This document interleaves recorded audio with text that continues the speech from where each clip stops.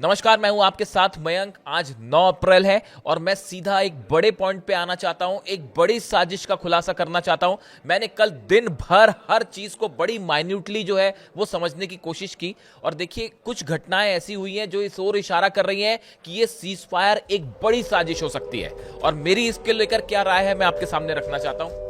देखिए, अगर बीती रात के हमलों की बात की जाए तो साफ देखा जा सकता है कि सीज फायर के नाम पर एक बार फिर धोखा हुआ है और 4 देशों में हमलों की खबरें सामने आने लगी हैं। अगर ईरान की बात करें, देखिए कल हमने देखा था कि कल दोपहर को ईरान के एक ऑयल रिफाइनरी में लवाना में धमाका हुआ था और सिरी में धमाका हुआ था, जो कि एक आइलैंड है। ये 2 धमाकों की खबरें कल शाम तक ईरान से आ चुकी थी और ये बड़े धमाके थे जिसे देखकर साफ था कि यहां पर हमले हुए हैं। उसके बाद अब खबरें हैं कि बीती रात इस्फहान में, यानी कि उस जगह पर जहां पर ईरान के परमाणु सेंटर हैं, इस्फहान में धमाके की खबरें आ रही है और केमरन शाह में भयंकर धमाके की खबरें आ रही है। यानी कि एक बार फिर ईरान पर हमला किया गया है और उसका जवाब भी ईरान की तरफ से आना शुरू हो गया है।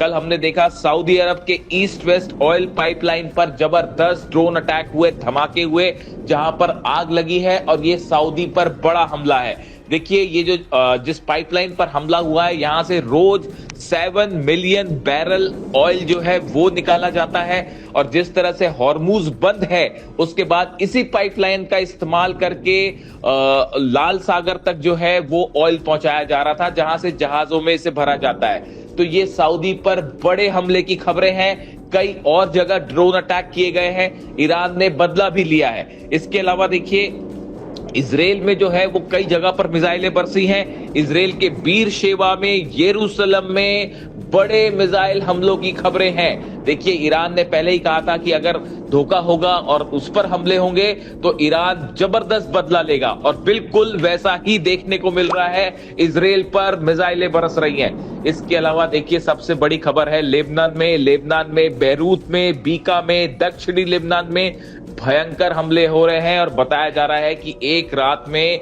300 से ज्यादा लोगों की मौतें हो गई हैं। देखिए इजराइल ने बड़ा धोखा किया है। ये लेबनान भी इस शर्त में शामिल था कि सीज फायर के तहत लेबनान पर हमले नहीं होंगे, लेकिन लेबनान में भयंकर बमबारी कर रहा है नेतन्याहू और इजराइल और नतीजा ये है कि 300 लोगों की एक रात में मौत हो गई है। यानी कि ये खूनी रात साबित हुई है मिडिल ईस्ट के लिए एक बार फिर और इससे साफ है कि अब ये सीज फायर ज्यादा दिन नहीं चलने वाला है और भयंकर जंग छिड़ सकती है। देखिए पहली बात तो ये, इस समय जो खबर आ रही है ईरान से, ईरान में सेना को तैयार रहने का आदेश दिया गया है और यह कहा गया है कि एक बड़ी जंग के लिए फिर से सेना तैयार रहे। यह आदेश ईरान के जनरल्स को दिया गया है, ईरान की सेना को दिया गया है। दूसरी बात, ईरान की सेना को की तरफ से ये संदेश आ रहे हैं, इस तरफ से मैसेज आ रहे हैं, ईरान की सेना को अमेरिका और इजराइल के सीज फायर पर कोई भरोसा नहीं है। तीसरी बड़ी खबर ईरान से आ रही है, बड़ी संख्या में जो लॉन्च पैड्स तबाह हुए थे उनको तेजी से दुरुस्त करने का काम शुरू हो चुका है, कल ही शुरू हो चुका है। देखिए ये बहुत ही जबरदस्त बात है। देखिए खामेनेई साहब ने भी बिल्कुल यही आदेश दिया था। जो 12 दिन की जंग हुई थी, आपको याद होगा 12 दिन की जंग, जब उस पर सीज फायर हुआ, डोनाल्ड ट्रंप ने सीज फायर किया, उस दिन की मेरे को एक एक चीज याद है। उस दिन की, जिस दिन 12 दिन की जंग खत्म हुई थी, उसी शाम से ईरान अगले जंग की तैयारी में जुट गया था, खामेनेई साहब के आदेश पर जुट गया था। और देखिए उनका स्पेकुलेशन कितना सही साबित हुआ, फिर से हमला हुआ ईरान पे। अब ईरान की सेना ने खामेनेई साहब के आदेशों के मुताबिक ही एक बार फिर से, जैसे ही सीज फायर हुआ, फिर से जंग की तैयारी शुरू कर दी है। लॉन्च पैड्स जो हैं वो रेडी करने शुरू कर दिए हैं। मिसाइल्स के मूवमेंट को लेकर भी खबरें आ रही हैं कि कई लॉन्च पैड्स पर मिसाइल्स पहुंचाई गई हैं। इस तरह की खबरें भी ईरान से हैं। इसके अलावा हॉर्मूज में ईरान की सेना ने एक बार फिर ईरान की सेना की संख्या बढ़ानी शुरू कर दी है ईरान ने।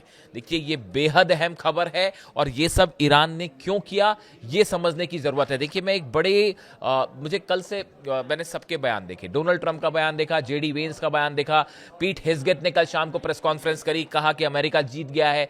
इन तमाम बातों के बीच में डोनाल्ड ट्रंप का एक बयान ऐसा था जो इस ओर इशारा कर रहा है बड़ा साफ साफ कि यह बड़ी साजिश है, ईरान पर धोखे से फिर से हमला हो सकता है। अब मैं ऐसा क्यों कह रहा हूं, देखिए डोनाल्ड ट्रंप का कल एक बयान आता है कि हॉर्मूज में जहाजों की आवाजाही में अमेरिका की सेना मदद करेगी। ये डोनाल्ड ट्रंप कह रहे हैं।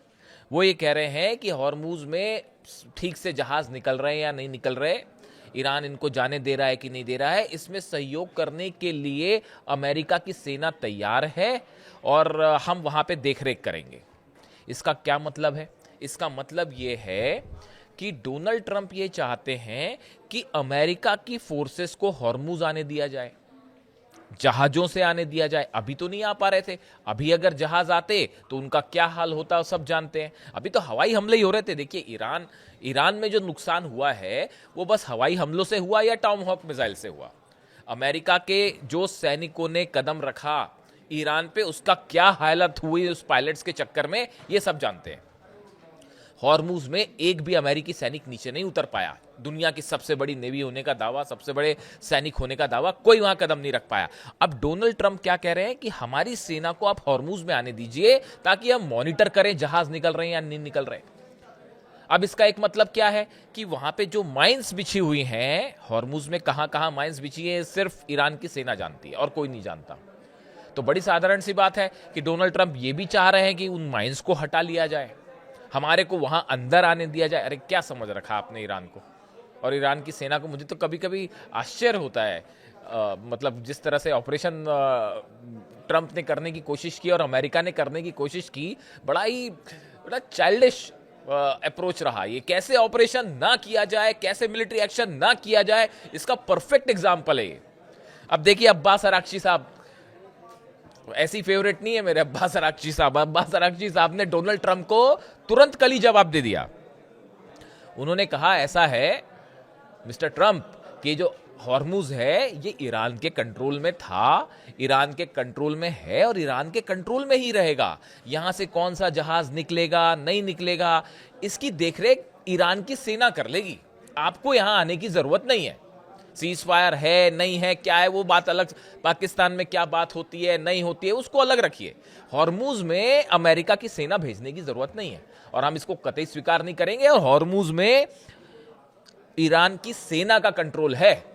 अब आप समझ रहे हैं कितनी सफाई से यह प्लान तैयार था कि साहब सीज फायर किया जाए, सीज फायर करके हॉर्मूज में जो माइंस हैं उसको हटवाया जाए और एक इंटरनेशनल को एक मॉनिटरिंग टीम बना के अमेरिका की सेना भी वहां पहुंच जाए। और उसके बाद आप कब हमले कर देंगे कोई गारंटी है क्या? आप गजा में आंकड़े बताऊं मैं आपको, गजा में जो ये सीज फायर हुआ 27 नवंबर 2000, देखिए गजा और लेबनान में जो सीज फायर हुआ, एक आंकड़ा है कि गाजा में 15,000 बार जो है वो इजराइल सीज फायर तोड़ चुका है। 15,000 से ज्यादा। वो जो डोनाल्ड ट्रंप आए थे इजराइल में अनाउंसमेंट करने के लिए और पार्लियामेंट में बड़ी बड़ी बातें हुई थी, हम ये पीस चाहते हैं, वो पीस चाहते हैं, और नेतन्याहू ने भी पीस की बातें की, डोनाल्ड ट्रंप ने भी पीस की बातें की। उस सीज फायर का क्या हुआ? 15,000 बार हमला कर चुका है इजराइल गाजा के ऊपर। किस पर विश्वास किया जाएगा?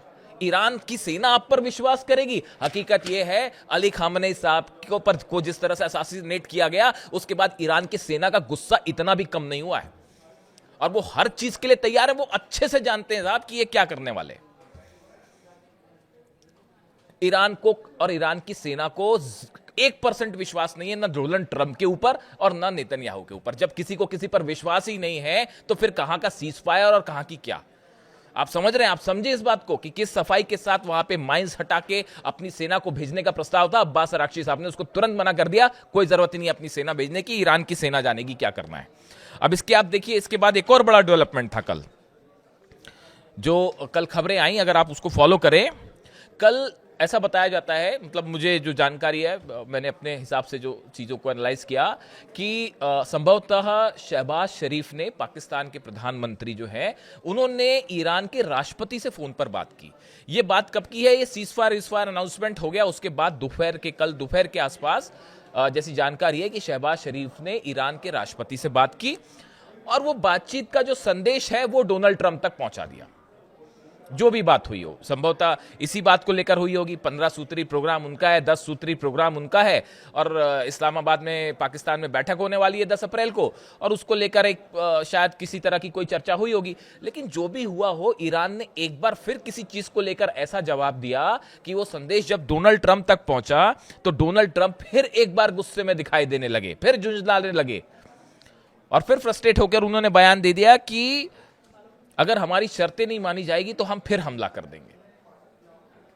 ये बात डोनाल्ड ट्रंप ने कल दोपहर के आसपास उनका ये बयान आया कि अगर हमारी शर्तें नहीं मानी गई, ईरान ने शर्तें नहीं मानी तो फिर से हमला हो सकता है। और ये सब कुछ हुआ पाकिस्तान के प्रधानमंत्री ने जो भी संदेश पहुंचाया हो, ईरान के राष्ट्रपति का जो भी संदेश पहुंचाया हो उन्होंने अमेरिका तक, उसके बाद हुआ। अब देखिए, इसी बीच एक बात और समझिए आप, कल से जब से खबर ब्रेक हुई सीज फायर वाली, उसके बाद से पूरी दुनिया में, ना सिर्फ अमेरिका में बल्कि पूरी दुनिया में यह संदेश गया कि भाई ये ईरान की तो बहुत बड़ी जीत हो गई। पहले हॉर्मुज खुला हुआ था, अब वो हॉर्मुज बंद हो गया, ईरान उस पर कब्जा छोड़ने को तैयार नहीं और कह रहा है कि हम टैक्स भी लेंगे वहां पे। यानी पहले खुला था, अब बंद हो गया है। उसके बाद जो है सब तरफ ये संदेश कि भाई ईरान के सामने अमेरिका झुक गया। पूरी दुनिया के पेपर, अखबार, मैगजीन सब भरे हुए हैं। सिर्फ एक अमेरिका के रक्षा मंत्री को ये लगता है कि भाई ईरान हार गया है। पीट हेग्सेथ को सिर्फ लगता होगा कि हार गया, और डोनाल्ड ट्रंप को लगता होगा। अमेरिका में लगातार सवाल उठ रहे हैं कि ये क्या ऑपरेशन कर दिया, और 80 सीनेटर बताया जा रहा है, 80 सांसद जो हैं वो सीनेटर नहीं, 80 सांसद जो है हाउस ऑफ रिपब्लिकन्स अमेरिका में बताया जा रहा है कि 80 सांसद जो हैं वो चाहते हैं कि डोनाल्ड ट्रंप इस्तीफा दे दे। अभी कल 3 सर्वे हुए अलग अलग बड़े अखबारों के, एजेंसीज के अमेरिका में। 60% से 62% लोगों का कहना है कि डोनाल्ड ट्रंप की वजह से अमेरिका को बदनामी झेलनी पड़ी और नुकसान हो गया है। यानी डोनाल्ड ट्रंप की अनपॉपुलरिटी अपने पीक पर है, अपने चरम पर है। सब ये देख रहे हैं कि ये क्या हो रहा है और डोनाल्ड ट्रंप की वजह से अमेरिका को कितना नुकसान झेलना पड़ गया। अब इसके बाद देखिए, अब ये बात जो है वो डोनाल्ड ट्रंप को भी समझ में आ रही है कि भाई ये तो भयंकर बदनामी हो गई है, चुनाव जीतना मुश्किल हो गया है, और सब तरफ ये मैसेज चला गया कि ईरान जीत गया। तो एक फ्रस्ट्रेशन वो है अपने आप में। इसके अलावा आप देखिए, जो एक बड़ा डेवलपमेंट वो है कि वो नेतन्याहू के आप बयान देखिए। इजराइल में जो है वो भी बड़ा डेवलपमेंट होने लग गया है। बड़ा डेवलपमेंट ये हो रहा है कि इजराइल में जो नेता विपक्ष है, इसके अलावा देखिए बड़ा डेवलपमेंट इजराइल में है। इजराइल में जो नेता विपक्ष हैं यायर, इसके अलावा देखिए इजराइल में बड़ा डेवलपमेंट है। इजराइल में जो यायर लैपिड हैं, नेता विपक्ष जो हैं, इनका बयान आया है कि डोनाल्ड ट्रंप ने सीज फायर का अनाउंसमेंट कर दिया और नेतन्याहू से कोई चर्चा तक नहीं की, उनसे सलाह मशविरा तक नहीं किया गया, सीधा जानकारी दे दी गई कि बस हम सीज फायर कर रहे हैं। यानी इजराइल को बुरी तरह से जो है निग्लेक्ट किया गया डोनाल्ड ट्रंप की तरफ से। और यही वजह है कि नेतन्याहू ये कह रहे हैं कि हम जो है लेबनान पर जो है वो इस सीजफायर का हिस्सा नहीं है, और लेबनान पर तो हमारे हमले जारी रहेंगे। ईरान ने तुरंत कह दिया अगर लेबनान पर आप हमला करते हो तो सीजफायर का उल्लंघन माना जाएगा। यानी आमने सामने है इजराइल और ईरान एक बार फिर इस मुद्दे को लेकर। इसीलिए एक्सपर्ट्स ये मान के चल रहे हैं कि ये सीज फायर एक बड़ा प्लॉट है, बड़ा धोखा है जो ज्यादा दिन चलने वाला नहीं है। और इसी वजह से ईरान इस बात को अच्छी तरह समझता है। इसी वजह से एक बड़ी जंग की तैयारी में ईरान की सेना फौरन जुट चुकी है। और हकीकत यह है कि हॉर्मुज में एक बड़ा प्लान फिर से तैयार किया गया है। देखिए, एक तो कल आपने ये खबरें सुनी होंगी इस तरह से कि लेबनान में, इजराइल में, इराक में कई जगह सीज फायर टूटा और कई जगह हमले जारी रहे सीज फायर के अनाउंसमेंट के बाद भी। उसकी बड़ी वजह यह थी, मैंने आपको पहले ही बताया था, 31 पार्ट में जो है ईरान की सेना डिवाइडेड है और वो कमांडर्स का आपस में ज्यादा संपर्क नहीं है। तो उनको जब तक बोला नहीं गया आप रुकिए, संपर्क हुआ, वो उनके पास मिसाइल्स है, उनके पास अपने कमांडर्स हैं जो मिसाइल दाग रहे हैं। सबको बता दिया गया है कि आपको डिमोना, हर चीज तय थी।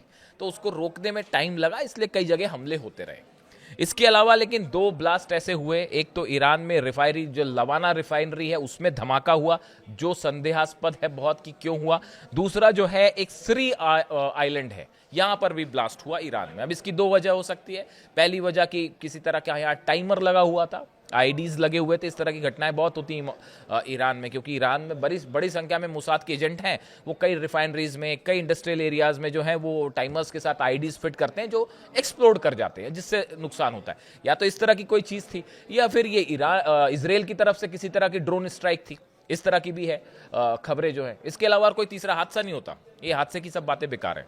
तो खैर, ईरान ने इस बारे में कुछ नहीं कहा, तो हम ज़्यादा उसको कैलकुलेशन नहीं करेंगे, वेट करेंगे इस बारे में ईरान क्या बोलता है। तो इस तरह की खबरें कल दिन भर चलती रही कि सीज फायर टूटा है, सीज फायर टूटा है, लेकिन इसके लिए इंतजार करना पड़ेगा। अब देखिए, हालात ये है कुल मिला के कि ये जो बातचीत हो रही है, इस बातचीत के पहले ही बड़े स्तर पर जंग की तैयारी में ईरान भी है। और देखिए, दूसरी एक बेहद अहम खबर जो आप इस बात पर खुद नजर रखिएगा कि हॉर्मुज के आसपास, चाहे अरेबियन सी हो या फिर फारस की खाड़ी के आसपास या फिर मेडिटेरियन सी में, ये सब जगह, या फिर रेड सी में, सब जगह अमेरिका के जो जहाज हैं इनका क्या मूवमेंट होता है। यहां पर कौन से वॉरशिप्स, क्या कोई वॉरशिप पीछे हटा है, क्या ट्रिपोली पीछे हटाया गया, क्या अब्राहम लिंकन पीछे हटाया गया, क्या जेरल्ड आर फोर्ड पीछे हटाया गया, George W Bush aircraft carrier जो है क्या इसको पीछे हटाया गया, F-16 जो जेट्स हैं, F-35 जेट्स, इनकी क्या मूवमेंट है, जो मरीन्स अलग अलग सोल्जर्स आए हैं इनकी क्या मूवमेंट है, B-2 बॉम्बर्स की क्या मूवमेंट है, इन सब पर नजर रखी जा रही है पैनी। अगर सीज फायर है, वाकई अमेरिका ये चाहता है कि लंबे समय तक के लिए जंग रोकी जाए, तो इनका मूवमेंट होगा, ये सब हटेंगे यहां से। अभी 1 इंच भी कोई चीज पीछे नहीं हटी है, ना कोई वॉरशिप पीछे हटा है, ना कोई सेना पीछे हटी है, और जो जहां था वो वहीं मौजूद है। यानी अमेरिका एक बड़ी तैयारी में हो सकता है। भाई, हथियार खत्म हो रहे थे, पेट्रियट खत्म हो रहे थे, थार्ड खत्म हो रहे थे, डिफेंस सिस्टम तबाह था, उसको फिर से वहां पहुंचाने के लिए वक्त तो चाहिए। बड़े सारे एक्सपर्ट्स ये कह रहे हैं कि ये टाइम बाइंग टेक्निक है, टाइम चाहिए अमेरिका को फिर से रिग्रुप होने के लिए, वरना ईरान ने तो फजियत मचा दी थी। तो इसीलिए ये कहा जा रहा है, बड़े सारे एक्सपर्ट्स का मानना है कि ये एक बड़ा धोखा है, बड़ी चाल, बड़ा प्लॉट है, जिसको लेकर ईरान को सावधान रहना होगा। और इसीलिए हॉर्मुज में ईरान की सेना बड़ी एक्सरसाइज में जुटी हुई है, हर चीज पर पैनी नजर रखी जा रही है। वीडियो कैसा लगा जरूर बताएं, जो भी अपडेट होगा मैं आप तक पहुंचाऊंगा। Thank you so much.